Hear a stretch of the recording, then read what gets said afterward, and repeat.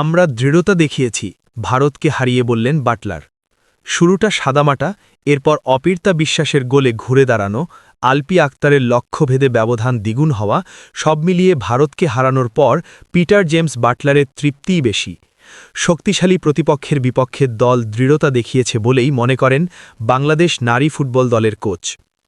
পোখারা রঙ্গশালা স্টেডিয়ামে সোমবার সাফ উইমেন্স অনূর্ধ্ব ১৯ চ্যাম্পিয়নশিপে ভারতকে ২-০ গোলে হারিয়ে টানা দ্বিতীয় জয় তুলে নেয় বাংলাদেশ। দুটি গোলই হয় প্রথমার্ধে। প্রথমার্ধের শুরুতে অবশ্য আক্রমণে এগিয়েছিল ভারতই। পোস্টে ইয়ারজান বেগম দৃঢ় দেয়াল হয়ে থাকায় টিকে ছিল বাংলাদেশ। ২৯তম মিনিটে অপীর্তার সুযোগ সন্ধানী টোকায় এগিয়ে যাওয়ার পর আলপির গোলে ম্যাচের লাগাম মুঠোয় নেয় দল।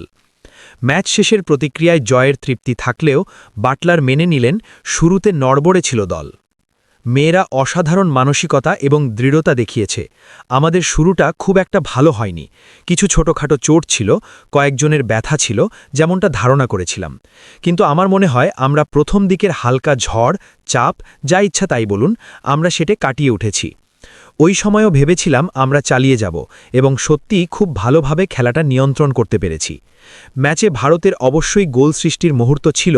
আমি বলতে চাইছি তাদের কিছু সত্যিই ভালো খেলোয়াড় আছে এবং আমি মনে করি তারা আমাদের চেয়ে লম্বা, শারীরিকভাবে আরও বেশি শক্তিশালী। আমাদের মেয়েরা তুলনামূলকভাবে তাদের চেয়ে ছোটখাটো গড়নের এবং দুর্বল।